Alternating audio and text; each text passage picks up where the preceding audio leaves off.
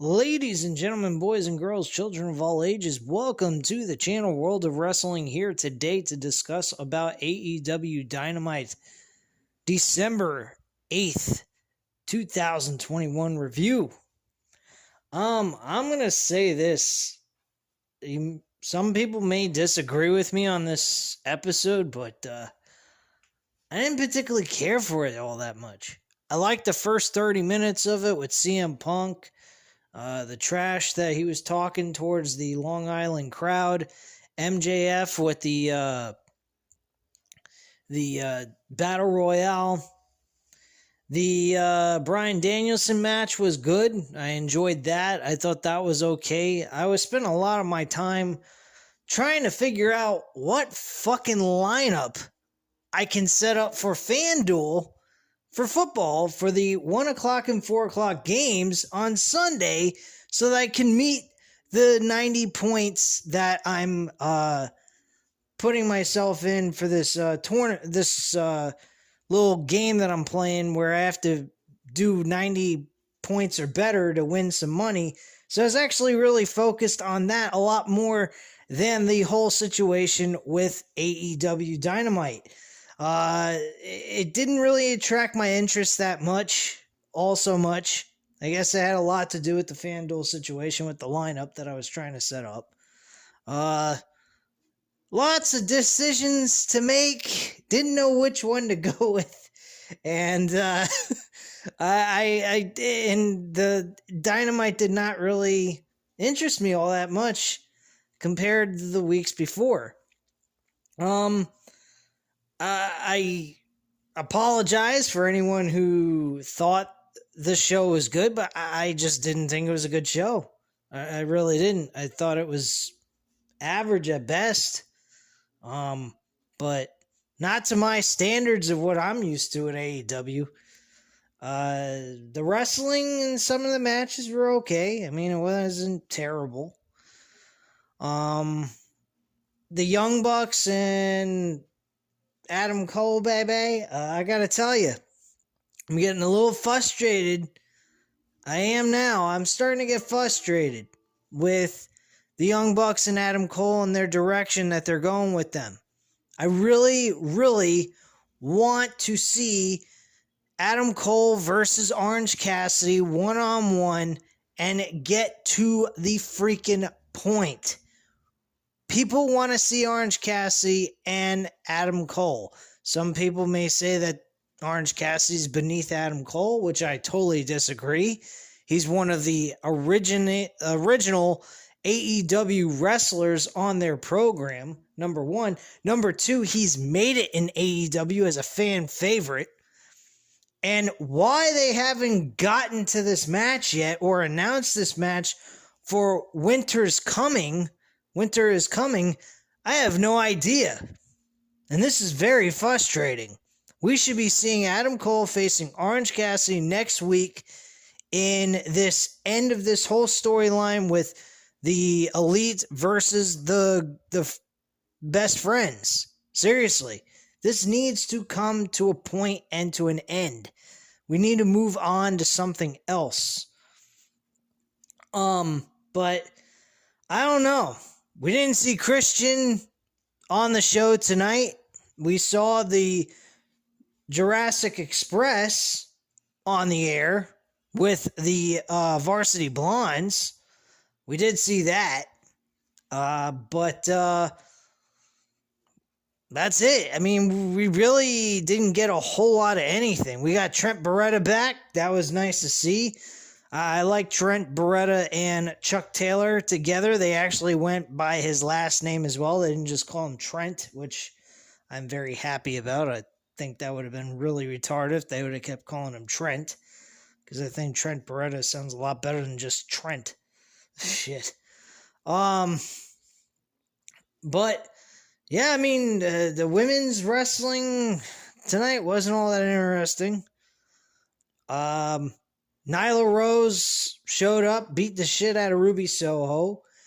And actually, Ruby Soho got a really catchy name that I thought was kind of cool. I kind of liked it, by Penelope Ford And the bunny, I really liked it. I thought it was nice. They called her Ruby Solo. That was pretty cool. That was catchy. I gotta give them credit. They're not exactly the best wrestlers in the world, but they did come up with a catchy line there for her last name. I actually really liked that. I thought that was funny. By the way, there was one other thing I did enjoy, and I will bring this up. Sammy Guevara was supposed to have an interview with Tony Schiavone before the main event. And during this interview, he was interrupted instantly by Cody Rhodes. And folks, don't buy into what Cody is telling you. He is turning heel. It is most definitely taking place. He's giving us hints. This promo gave us tons of hints that this guy is going to be turning. They are doing this in a very slow but soon enough manner. I'm serious. You will see him as a heel. He will play the prick that he played in Ring of Honor and New Japan Wrestling. That was when he was doing his best work in Indies Wrestling. I am telling you, it is coming. We have seen enough of the face Cody. He will be turning heel. The way he acted and the way he treated Sammy Guevara was not of a face type character. First off, he was given the okay by Tony Khan to go up against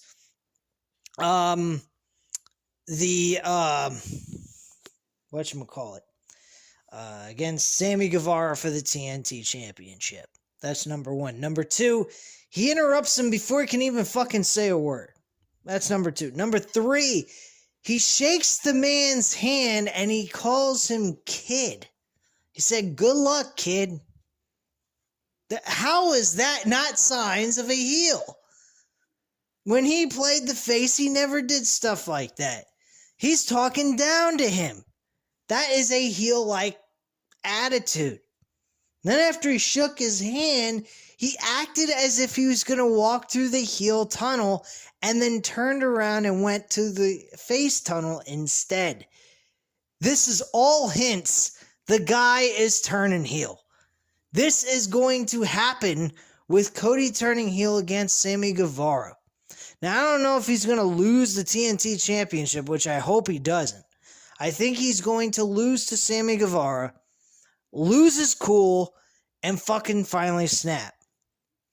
And this may not happen instantly after the loss, but you're going to see that change in character week by week by week get more and more to a heel-like character.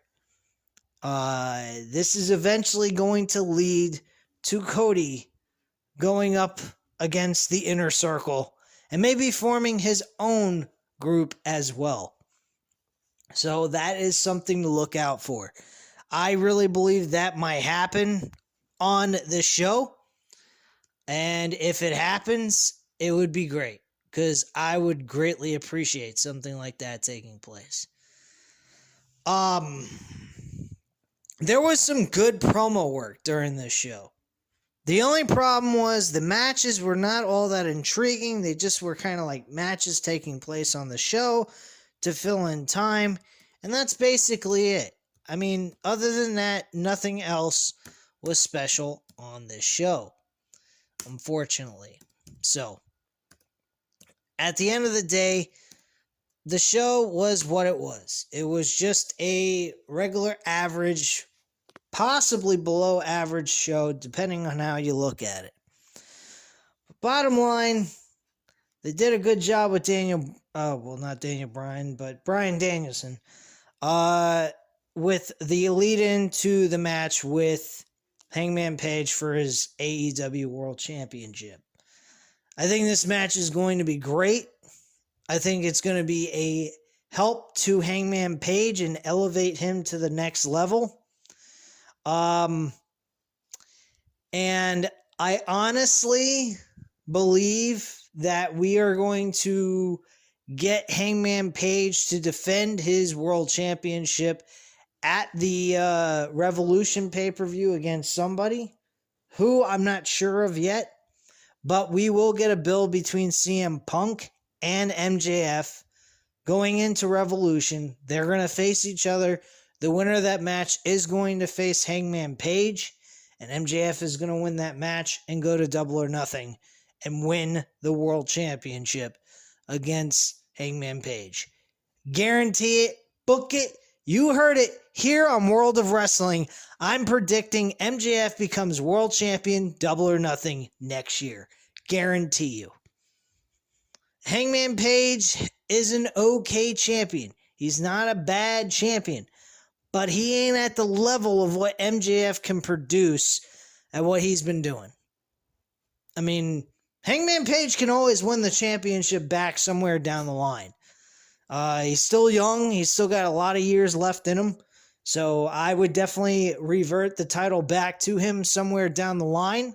But this title is being captive by Hangman Page for MJF to shine with that belt. He is going to be the face of this company. He has been the man since day one. The man stepped foot in All In and made himself notice on the mic. And as time has gone on in this company, since it started in 2019, he's done nothing but do great things to good to great things. I mean, there's been some things that are just whatever, but he has done some also awesome stuff. There's things that he did with Cody, excellent. Match was okay. I will say that the match was average. It wasn't the best match MJF has ever had since he started with AEW. But I will say this. His match with Darby Allin, superb. He's had several other matches that like pay-per-view type matches that have been really good. The match with Jon Moxley for the World Championship in last year's All Out was a good show. He did a good job in that main event. Very good, entertaining match. By the way, I actually went back and watched that last week, and I enjoyed the hell out of that. That was a really good show. I really enjoyed myself. And I had a good time watching that pay-per-view again. So I had a blast watching that one. And MJF was good in that match. So I really see everything leading to MJF being world champion by Double or Nothing. That is my prediction. Hands down, no doubt about it. Other things... I mean, let me go ahead and pull up the whole entire chronological order of the show. That way I can go over everything with you guys, just to give you a heads up on my thoughts on the show entirely, to give you a full-fledged review, since I've only gone about 13 minutes in. So let's go over everything else that took place on this show. We had CM Punk kickstart the show, and he actually came out with MJF's music.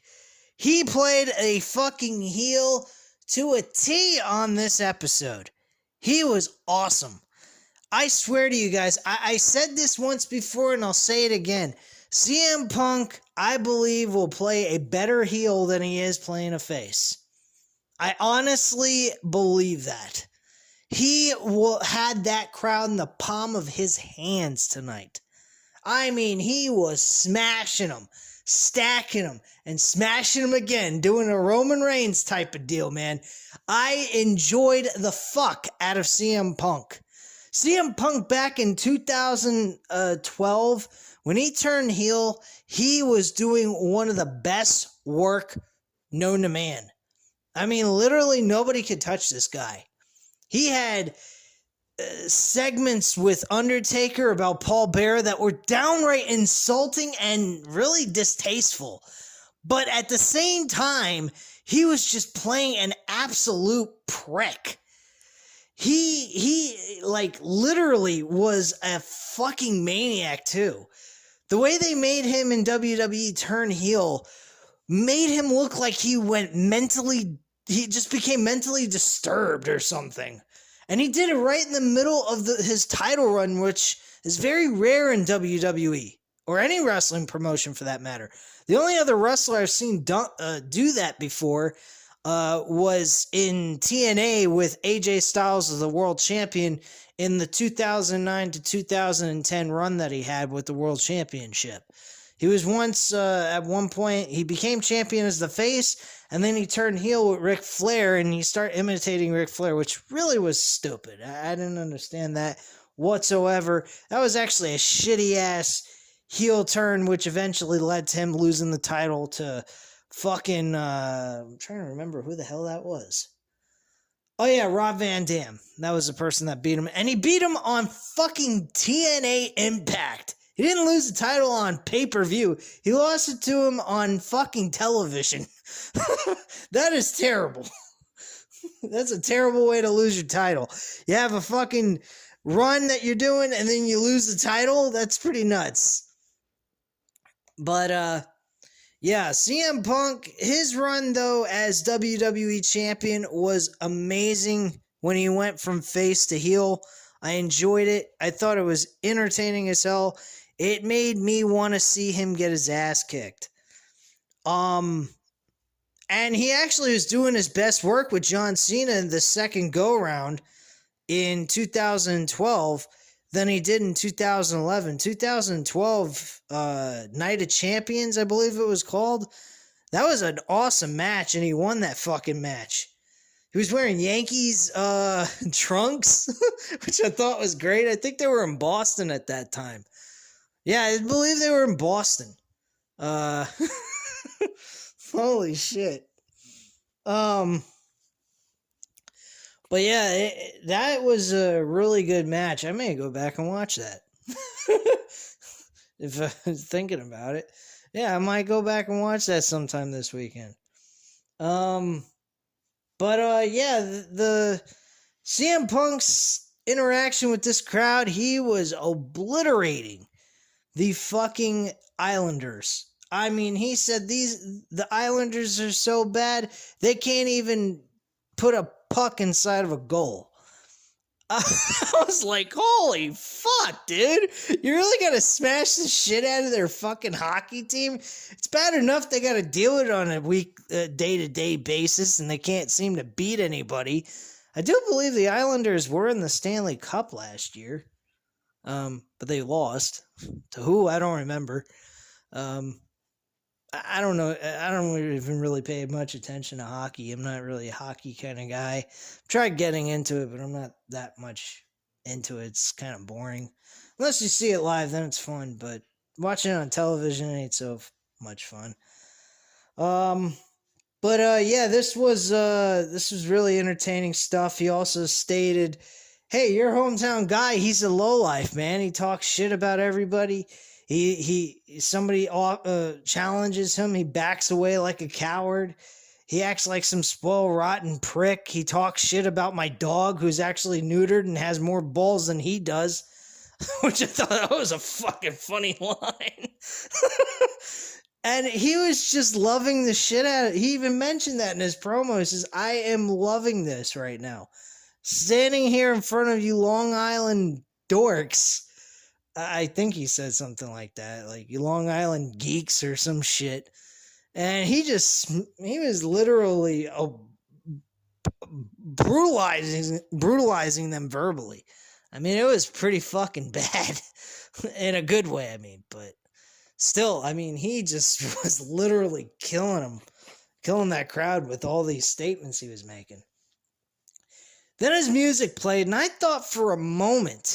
really thought for a moment, MJF was going to show up out of nowhere and beat the fuck out of him and just beat the shit out of him during his walk back up the ramp, just to get even for him using his own music, using MJF's music while he was trying to pretend it was MJF coming out of the tunnel.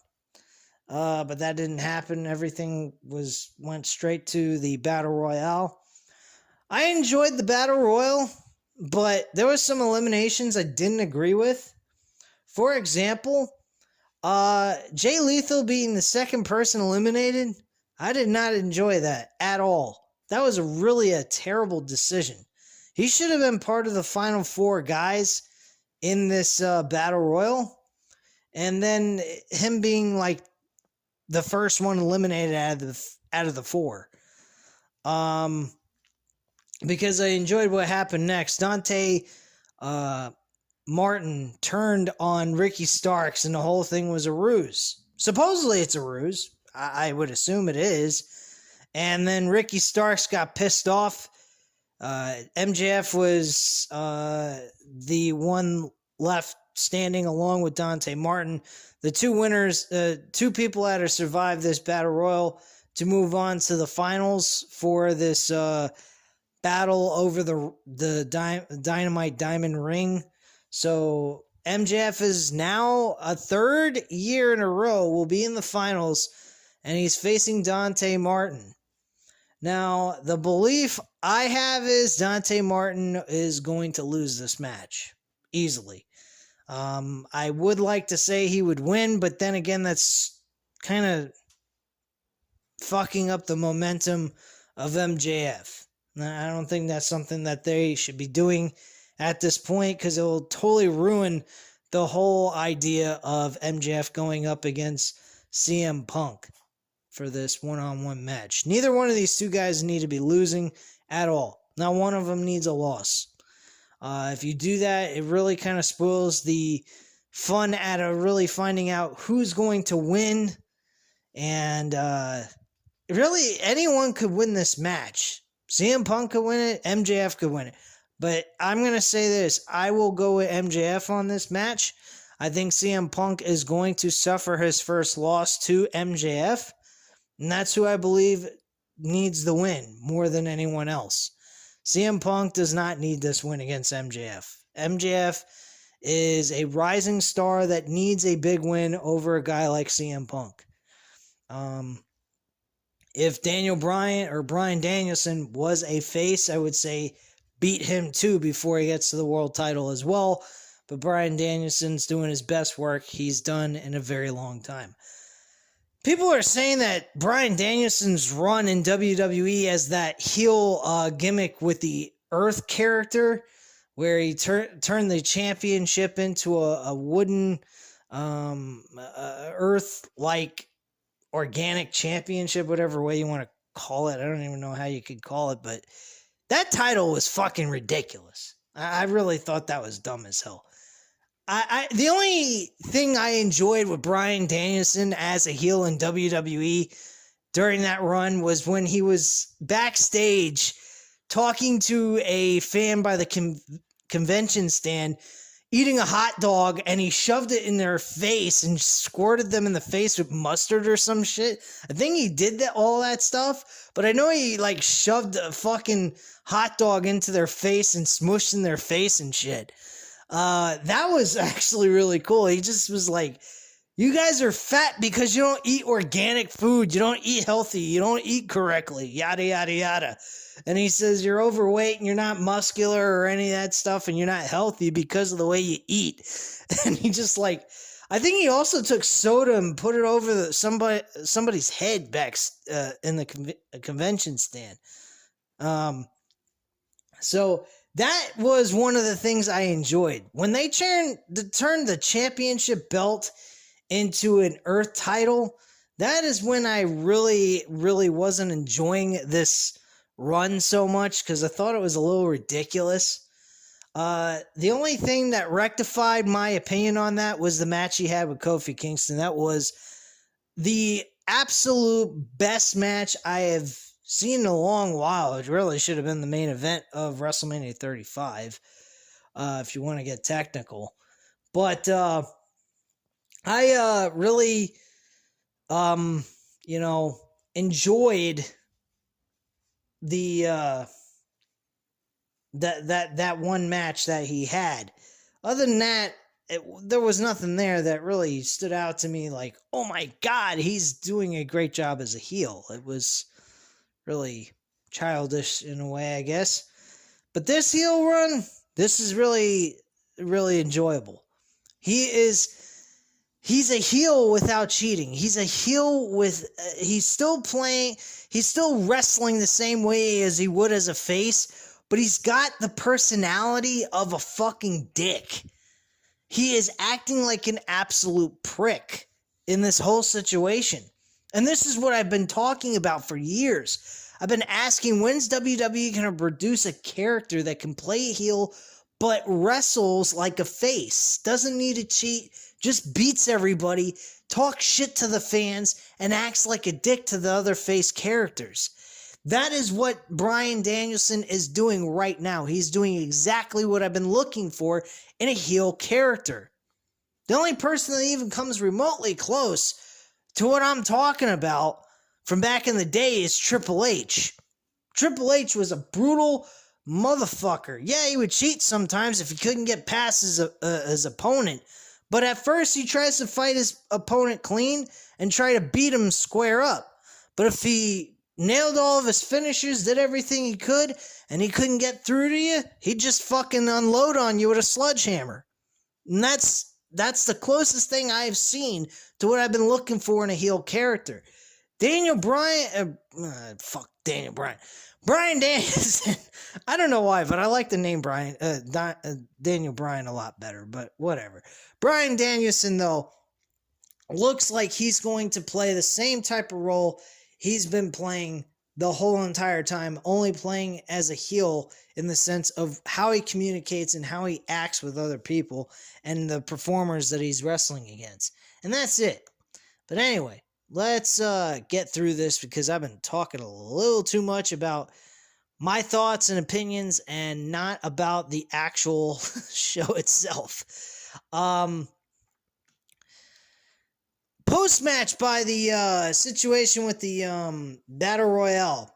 Ricky Starks attacks him, and MJF goes ahead and walks up the ramp, acting like for a moment he was going to go through the tunnel.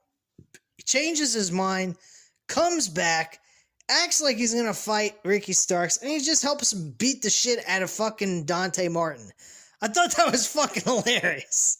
And the fans, I don't even know how, I don't remember how they were reacting to this. I don't know if they were booing MJF for beating the shit out of Dante Martin with Ricky Starks, but I think they were cheering for him in that situation. I think the fans will cheer for anything MJF does when it comes to Long Island, because Long Island's his hometown, and I think they'll just cheer any stupid shit he'll do.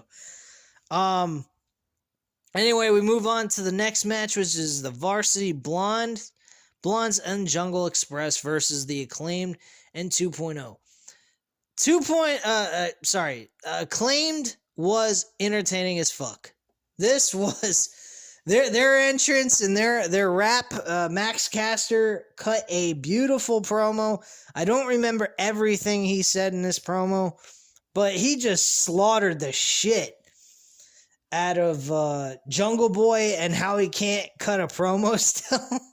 I thought that shit was fucking hilarious.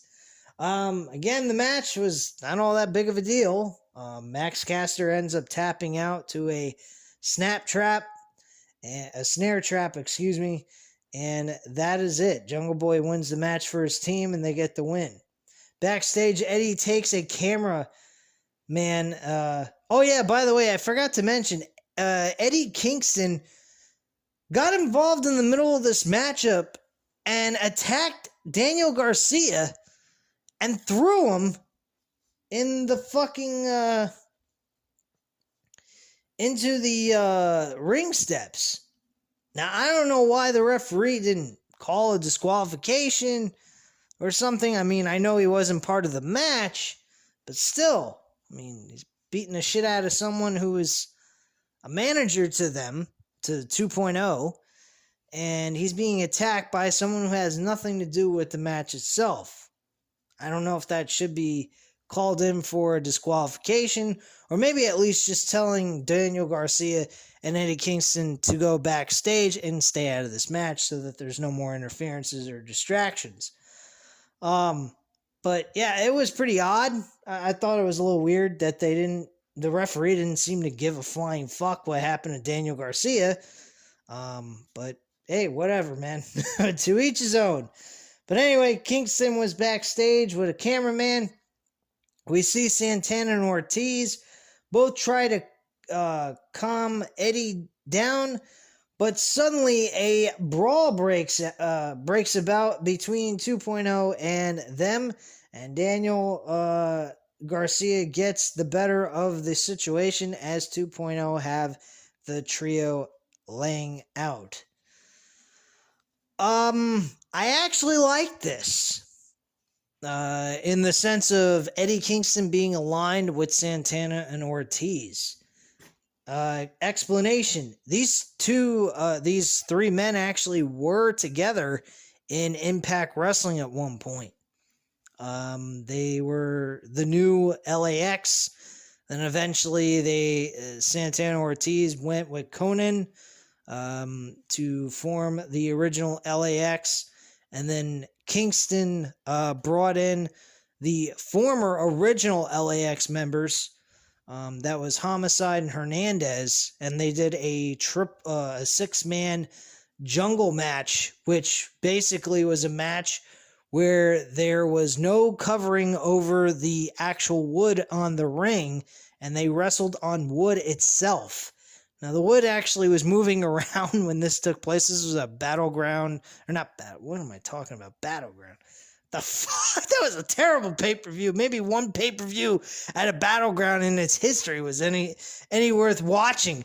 2017, not so much. What a fucking terrible pay-per-view Battleground was. If you don't believe me, go ask JD from New York 206. He fucking had the epic fucking review of all time. I think I've watched that back about 2 or 3 times now since that pay-per-view took place. But, shit. No, I'm talking about Bound for Glory. Bound for Glory 2018, I believe it was.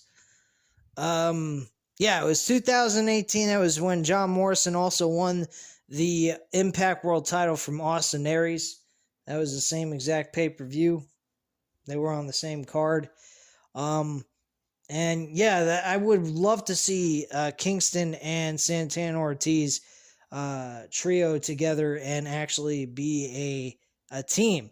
I wouldn't mind Chris Jericho. I wouldn't mind Kingston actually just being added to the inner circle, possibly. I mean, if they can make sense of it. If not, I mean, it's no big deal. If this is a temporary thing, it's no biggie anyway. But anyway, move on to FTR with Tully Blanchard. They will be facing the Lucha Brothers this Friday on Rampage, and they are ready to make it the biggest night of their lives. We go on to match number 3, which is the Young Bucks with Adam Cole, baby, versus Rocky Romero and Chuck Taylor with Orange Cassidy in their corner. This match was alright. It was nothing special. The Young Bucks win the match with the Meltzer driver. And they win the match and get a 1-2-3 out of it. Immediately after the match is over, the Super Click attack everyone. Wheeler Yuta comes out to help, but gets taken out as well. Adam Cole hits a Panama Sunrise on Orange Cassidy.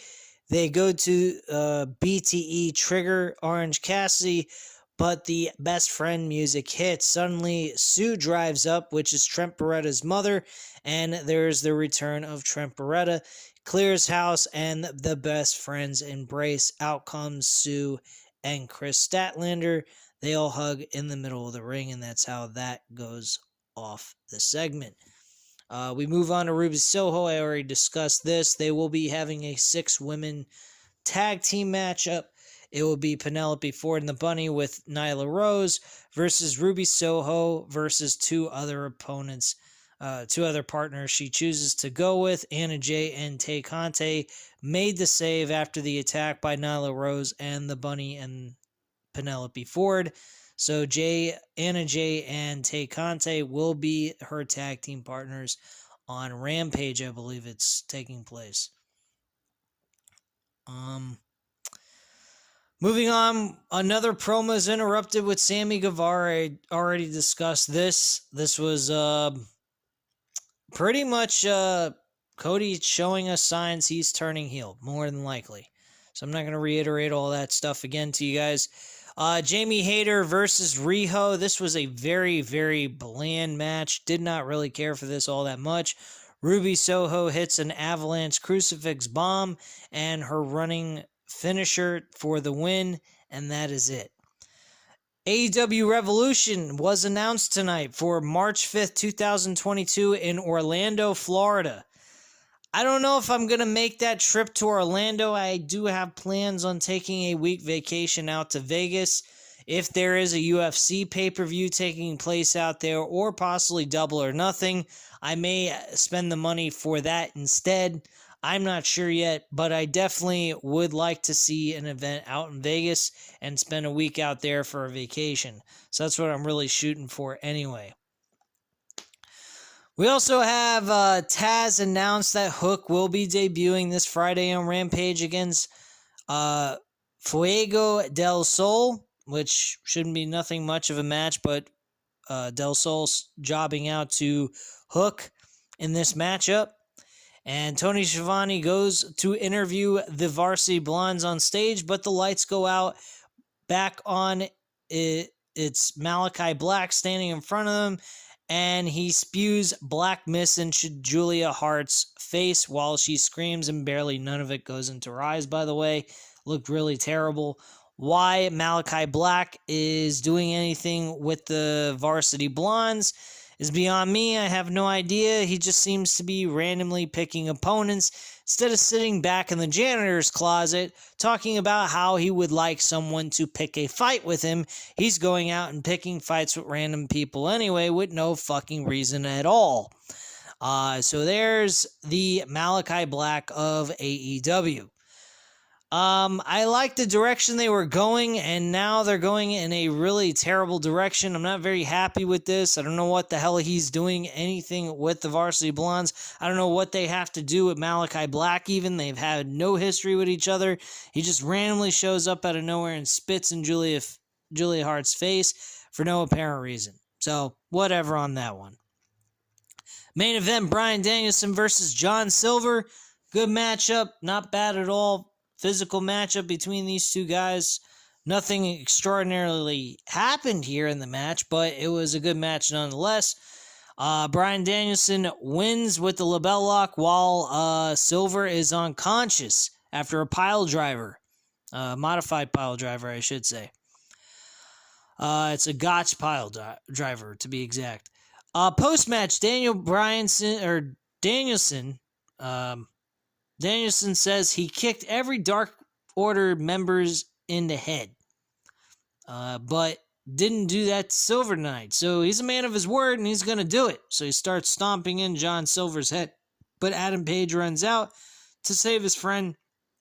Danielson bails out, and the show ends as Hangman Page goes ahead, and he says, "When I go ahead and face you next week, I'm going to cowboy shit the hell out of you." Basically just saying he's going to kick the shit out of him. So that was pretty much the overall show in a nutshell. It didn't seem like they were trying too hard to get next week's show over all that much. It wasn't exactly what you would call the best go-home show I've seen from AEW, in my honest opinion. But I'm excited for Winter's Coming. I think it should be a good show. We should be surprised with another newcomer into the AEW roster. Who that may be, I have no idea. It might be Keith Lee. I got a good feeling it might be him, depending on when his contract is up. Might not be able to see him. I'm not sure. Wyndham Rotunda, formerly known as Bray Wyatt. I don't think we're going to be able to see him. From what I've heard from other people that report more on the news than I do, I don't really do a lot of news reporting. I do mostly the reviews than anything else because I don't like looking up spoilers. But I like hearing about the backstage news of what's going on with contracts and roster